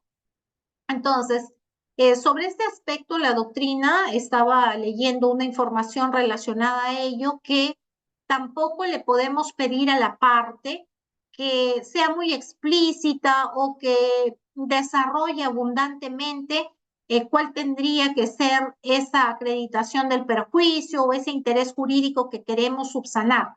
Recuerde que en estos casos el que debe verificar si en efecto nos encontramos ante una nulidad absoluta o ante una nulidad relativa es el juez, que es el que realiza el saneamiento del proceso.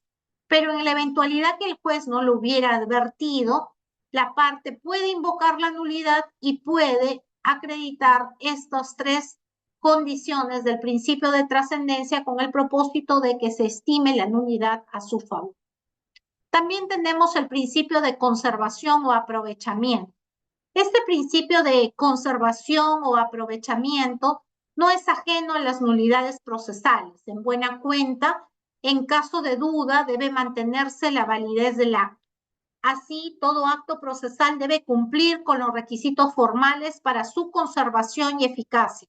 Pero hay determinadas circunstancias en que, a pesar de existir duda respecto del cumplimiento de algunos de estos elementos de validez, el ordenamiento jurídico apuesta por la aplicación del principio de conservación del acto antes que declarar la nulidad de un acto procesal, sacrificando todo o parte de un proceso.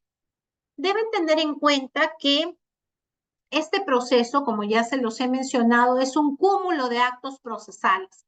Lo que queremos dentro de ese proceso es que este discurra con la mayor normalidad en correspondencia con el principio de legalidad.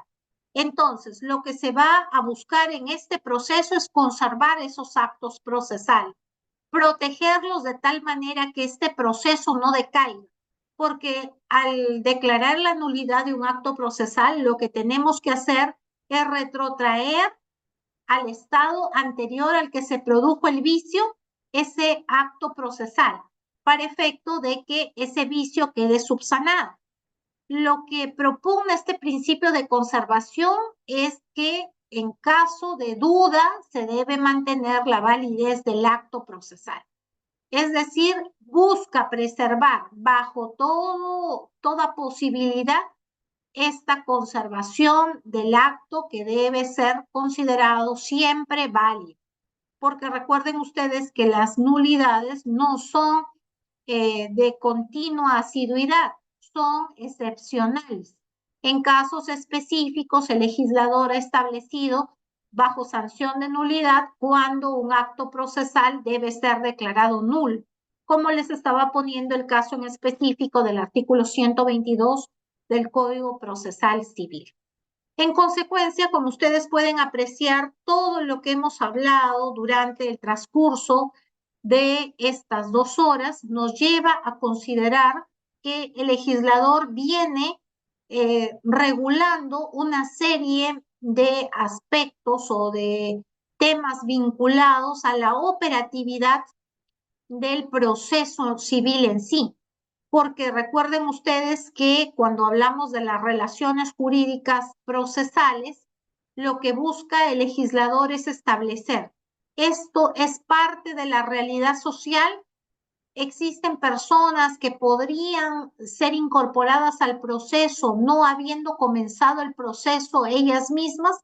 Entonces, en base a esa realidad social es que el legislador va regulando este tipo de figuras jurídicas con el propósito de evitar cualquier tipo de vacío, de cualquier tipo de laguna, de tal suerte que nosotros podamos apoyarnos en estas normas para poder invocar o nuestra incorporación al proceso, así como nuestra salida o exclusión del proceso, porque así como pedimos una incorporación de un tercero, también podemos pedir una extromisión del proceso, sacar a alguien que no tiene nada que ver con el proceso. O podemos también llamar a otra persona al proceso o hacer una denuncia civil al proceso cuando sabemos que existen personas que deben ser incorporadas como tales al proceso. O lo que también ha regulado el legislador, que es la sucesión procesal. Inicialmente A y B formaban parte de esta relación jurídica procesal. Sin embargo, A fallece. Quiere decir que como A fallece, ya no existe acaso proceso civil. No, porque nuestro legislador ha considerado que cabe la sucesión procesal, es decir, que las personas que se consideren herederos de esa persona que ha fallecido pueden sustituirlo en este proceso, de tal manera que puedan conseguir precisamente una declaración, ¿no?, de lo que esa pretensión fue solicitada por parte de quien accionó en su momento y que por cuestiones ajenas a él, como es un suceso inesperado, la muerte, no pudo concretarlas en vida, ¿no? Entonces, por eso es que sus sucesores procesales lo sustituirán en ese proceso, en el estadio en que se produzca ese fallecimiento. Entonces, como pueden ustedes apreciar, este sinnúmero de figuras jurídicas que se presentan nacen precisamente de esa realidad social que ha sido regulada por el legislador para evitar cualquier tipo de vacío o laguna que pueda impedir dar resolución a los conflictos que se presentan. Les agradezco por su tiempo y quedo atenta a cualquier duda o consulta que se quisiera formular. Gracias nuevamente. Muchas gracias, doctora, a usted y estimados colegas. Inmediatamente se da pase a las preguntas, pero ya saben, cámara activa. Cámara activa, todo participante, y por favor, una pregunta por estudiante. Una pregunta por estudiante, en ningún caso particular. ¿Sí? Gracias. Estimado doctor José Luis, adelante, por favor. No se le escucha. Doctor José Luis, no se le escucha, doctor. A ver, trate de solucionar, por favor, mientras doy pase al doctor Camilo. Doctor Camilo, ¿cómo está? Buenas noches. Adelante, una pregunta. Gracias. Gracias, doctor Ríos. Buenas noches. Doctora Barreto, buenas noches. Buenas noches. Doctora, sí, un gusto nuevamente, doctora. Doctora, mi pregunta va relacionada, sí, del plazo, doctora. Nos ha hablado usted de las figuras, ¿no? De liticonsorte, llamamiento procesorio, la sucesión procesal también, pero ¿cuánto es el plazo para incorporar a esos terceros? Y ha dicho usted bien respecto de la sucesión procesal cuando hay fallecimiento, pero en el caso, doctora, dice, se vence el plazo del derecho discutido que venció durante el proceso. ¿A qué se refiere, doctora? ¿Y cuánto es el plazo y la forma de proponerlo? Gracias, doctora, por su respuesta. Perfecto. A ver, vamos comenzando por lo último, que es lo más próximo a lo que he respondido anteriormente. Ocurre que cuando hay sucesiones procesales, la persona ha fallecido. Como consecuencia de su fallecimiento, sus herederos toman conocimiento de que su padre tenía pues un proceso en curso respecto, vamos a suponer, a un derecho relacionado a la propiedad de un inmueble. Una vez que se ha producido la sucesión intestada en la eventualidad de que éste haya fallecido sin dejar testamento, pues ellos, a través de su defensa técnica, podrían incorporarse al proceso, presentar esa sucesión intestada inmediatamente. El legislador no ha establecido un plazo en el cual yo pueda realizar mi incorporación bajo la sucesión procesal, porque recuerden ustedes que eso está supeditado a un hecho que no depende de la voluntad de las partes. El deceso de una persona no sabemos cuándo se va a producir, si se va a producir este año, el otro año o mañana. Entonces, la sucesión procesal se da como consecuencia de ese suceso inesperado que se ha presentado y que las partes que pudieran verse perjudicadas pueden representar a quien estuvo en calidad de demandante o en calidad de demandado en ese proceso judicial. Tampoco podemos desconocer que las personas estén obligados a ejercer sucesión procesal. Se han visto casos en la praxis judicial que han habido personas en calidad de demandantes y que sus hijos no han efectuado sucesión procesal y han dejado que el proceso decaiga por abandono, porque recuerden ustedes que el abandono se produce cuando no hay impulso del proceso por 4 meses, establece el legislador. Entonces, si las partes no formulan esa incorporación al proceso, evidentemente ese proceso va a decaer como consecuencia del abandono que exista respecto del mismo. Ahora bien, usted ha hecho mención a los litisconsortes, si es que hubiera un plazo para su incorporación. Respecto de lo que se ha regulado en torno al plazo, es para el ofrecimiento de los medios probatorios. Es decir, cuando una persona se constituye en litisconsorte y advierte que, porque hay aquí un tema que usted me está haciendo recordar y que es muy importante, que cuando se produce la intervención a través de un tipo de litisconsorte es como consecuencia de que la parte que pretende su incorporación ha tomado conocimiento que hay una disputa entre dos partes que forman parte de esta relación jurídica procesal ordinaria o clásica que le llamamos. Entonces, no podría establecerse un plazo porque todo está en función a lo que él tome conocimiento respecto de la interposición de algún tipo de acción respecto de una persona demandada. Pero sí ha contemplado plazos y usted eso lo puede regular, lo puede verificar en la regulación que está dada en el artículo, aquí lo anoté,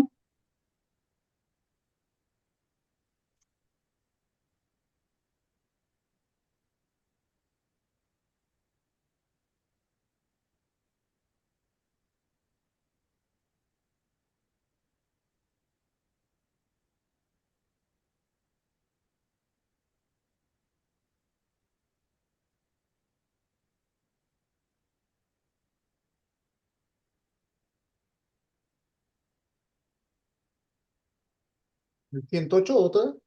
a ver, espérese, no, estamos a partir del 92, es el litisconsorcio. Ya.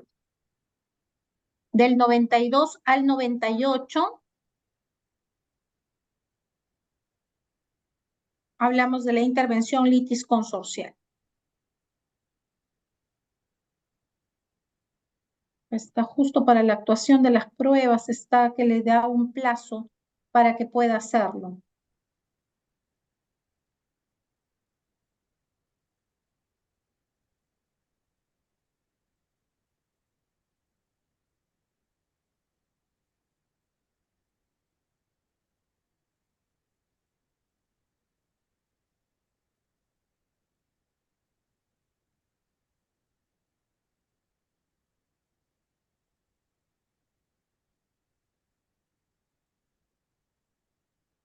Lo tiene en el 101, en el trámite. Ahí establece, los terceros deben invocar interés legítimo, la solicitud tendrá la formalidad prevista para la demanda en lo que fuera aplicable, debiendo acompañarse los medios probatorios correspondientes. El juez declarará la procedencia o denegará de plano el pedido de intervención. En el primer caso, dará curso a las peticiones del tercero. Solo es apelable la resolución que deniega la intervención. Los intervinientes se incorporan al proceso en el estado en que éste se halle al momento de la intervención.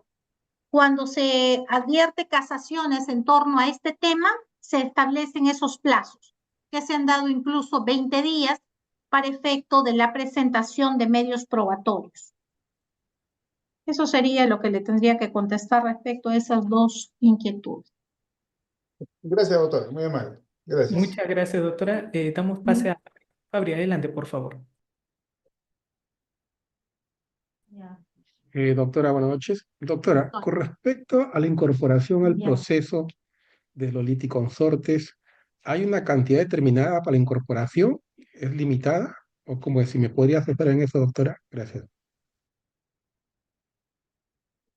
De manera taxativa no dice cuántos litisconsortes pueden admitirse. Se señala que pueden ser pluralidad de demandantes, pluralidad de demandados, pero todo ello tiene que estar asociado necesariamente a las pretensiones que ellos buscan conseguir en el proceso. Por ejemplo, en los casos en los que les he manifestado respecto de la intervención litis consorcial o en la coadyuvante, si por ejemplo resultan siendo personas que van a resultar afectadas como consecuencia de un proceso de reivindicación y son dos litisconsortes coadyuvantes, se permite la incorporación siempre y cuando esté reconocida su legitimidad. Si no está reconocida su legitimidad, el juez no va a incorporarlos al proceso. Lo único que se señala es que puede ser un demandante contra varios demandados o puede ser varios demandados contra un demandante o varios demandantes contra varios demandados. Pero en ninguna parte del articulado de nuestra legislación se señala un número tasado de personas en calidad de demandantes o de demandados.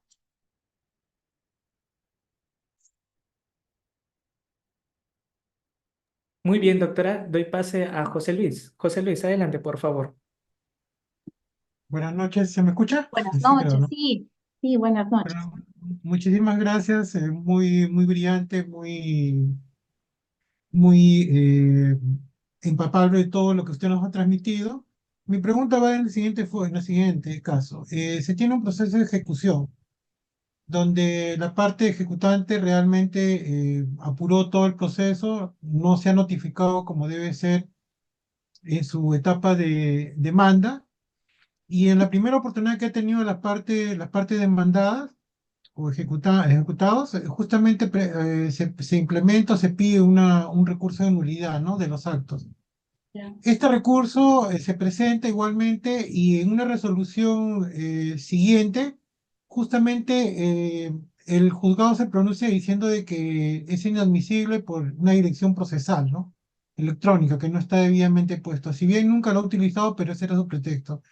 Luego de eso, es así en una resolución 25. Luego de eso pasa el tiempo y en una resolución 37 dice que en la resolución número 26 se ha dado por consentida la inapelación de la inadmisibilidad de la nulidad.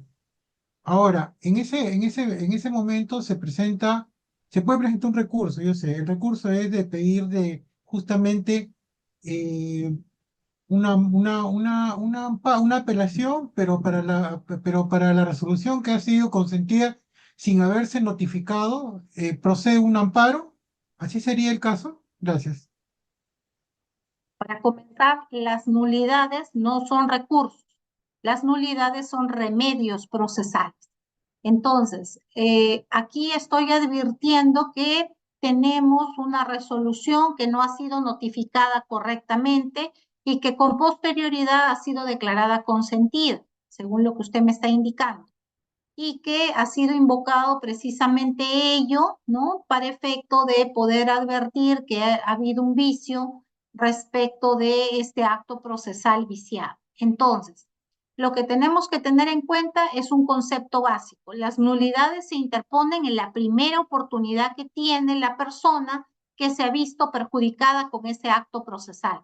Si esta persona que ha resultado perjudicada con este acto procesal presenta este remedio que es la nulidad, obviamente esa nulidad va a ser estimada, porque si no se ha notificado en una dirección electrónica que le corresponde, sino en otra que no le corresponde, no ha habido forma de que pueda tomar conocimiento del contenido de esa resolución, a menos que usted me diga que esa resolución que no existió un correcto emplazamiento, esta persona lo convalidó con actos posteriores que le han permitido al juzgado mantener ese acto procesal, aplicando el principio de conservación al que hice referencia. Entonces, lo primero que tiene que hacer es determinar, ¿fue en la primera oportunidad que se presentó esta nulidad?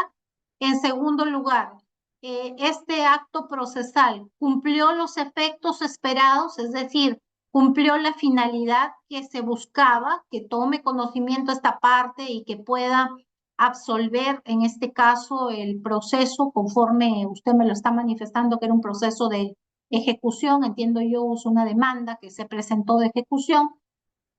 Tuvo la posibilidad de esta persona de ejercer derecho de contradicción en el mismo. Si es que ha habido ese perjuicio, la nulidad es absoluta. Pero si él ha subsanado, ha convalidado ello, entonces estamos ante una nulidad relativa y por lo tanto prevalece la conservación de ese acto procesal, ¿no? Por ese lado, yo consideraría que habría que analizarse esos aspectos y además tendríamos que ver si es que la resolución que deniega la nulidad que ha sido invocada, pues ha sido debidamente motivada, indicando estos aspectos, porque si no está debidamente motivada, pues cabría sí la interposición de un recurso, que es el recurso de apelación, contra esta resolución que deniega la nulidad deducida como remedio en este proceso, ¿no?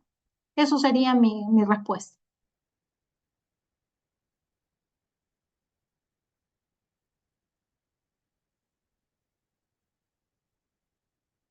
Estimado Ronnie, adelante, por favor. Ronnie, ¿puedes activar tu audio? Buenas noches, doctora. Buenas noches con Buenas todos. noches. Doctora, la pregunta es la siguiente. En un caso de, o podría yo solicitar un litisconsorcio necesario pasivo, si teniendo en cuenta que previamente el demandado ha sido declarado, o mejor dicho, lo han extromitado del proceso. Entiendo que si lo han extromitado del proceso es por falta de legitimidad para obrar. Por lo menos eso se debería entender. En razón a esta resolución, no ha sido impugnado por el buen abogado en su momento y resulta porque se toma recién de conocimiento del caso y la idea es esa, ¿no? Puedo todavía personarme como tercero o como litisconsorte necesario pasivo previamente a que se le declaró su falta de legitimidad para obrar. Claro, lo que pasa es que recuerde usted que tenemos que mantener siempre una relación jurídica procesal válida, ¿no? La relación jurídica procesal válida se da entre las personas que generalmente han participado de esa relación jurídica sustantiva, o sea, los que han participado en el acto jurídico que ha dado lugar a que posteriormente, ante un incumplimiento, tengamos que recurrir a un proceso civil en donde logramos la intervención del juez. Si usted me está indicando que una de las partes de ese proceso fue extraída del mismo, ¿no? A través de esta figura de la extromisión, con el propósito de que no siga participando del mismo, entonces tenemos ahí una desventaja, porque yo intervengo como un litisconsorte necesario cuando lo que se vaya a decidir en este proceso me va a generar a mí directamente un perjuicio, una afectación. Entonces, si él ha salido de esa relación jurídica porque no tenía legitimidad para obrar, ¿en base a qué argumento podría usted ser incorporado como un litisconsorte necesario? Entonces, yo cuestionaría si ese aspecto, porque necesariamente para intervenir como litisconsorte tengo que verme afectado directa o indirectamente con esta pretensión que está incoando la parte demandante, ¿no? Entonces, por eso yo vería que tendría que analizarse ese aspecto.